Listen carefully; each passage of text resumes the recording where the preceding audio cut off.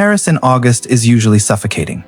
But on the morning of Tuesday, August 22nd, 1911, an unseasonal chill grips the grand galleries of the Louvre. The museum has been closed for its weekly maintenance day, leaving the echoing corridors silent and vulnerable. Louis B. Raud, a painter known for sketching the museum's masterpieces, walks into the salon car with his easel, tracking damp footsteps onto the polished parquet floor, where the world's most famous smile should be. There is only a yawning, rectangular shadow. At first, the staff isn't worried.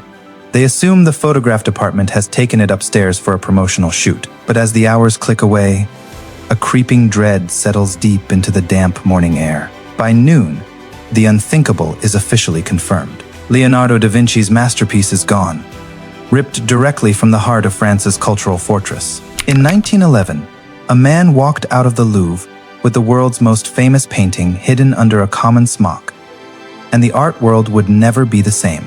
To understand how the heist happened, we have to rewind the clock 24 hours to Monday morning, when the Louvre was completely dark to the public. The thief didn't pick locks or blow vault doors. He simply used a key he had kept from his time working as a glazier at the museum. Vincenzo Peruggia, a quiet house painter, had spent months installing the protective glass frames over the Louvre's finest treasures. He knew the security routines down to the exact second. He knew which guards took their smoke breaks, and which service stairwells were left entirely unmonitored. Peruggia removes the painting from its massive, heavy frame, leaving the gold border discarded in the darkness of the stairwell. He wraps the priceless panel in his white work smock, tucking it tightly under his arm like a bundle of worthless laundry. He slips through the iron gates of the museum and blends seamlessly into the morning rush hour. The masterpiece is out in the open air, carried by a man making less than a handful of francs a day. The news hits the global public like a physical blow. The borders of France are instantly locked down, with steamships and trains searched by inspectors looking through every piece of luggage. The police are completely blind, arresting avant-garde poet Guillaume Apollinaire, and even interrogating a young Pablo Picasso. The empty space on the wall ironically becomes a bigger tourist attraction than the painting itself ever was, drawing crowds who just want to see the ghost of the masterpiece. Meanwhile, the painting is barely a mile away from the museum, hidden in a dingy room in the working-class district of Paris.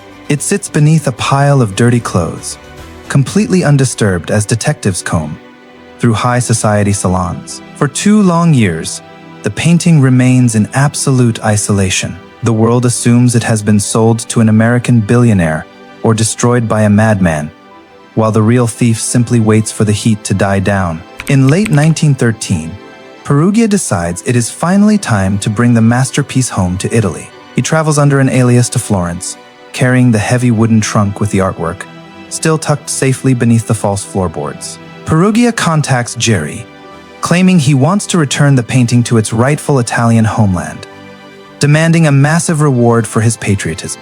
Jerry, smelling a trap, agrees to meet the mysterious seller at his room in the Hotel Tripolitania. The experts pretend to accept the painting for verification, taking it back to the museum safety labs under the guise of an appraisal. But as Peruggia waits proudly in his hotel room for his payout, the trap snaps shut. The master thief doesn't fight.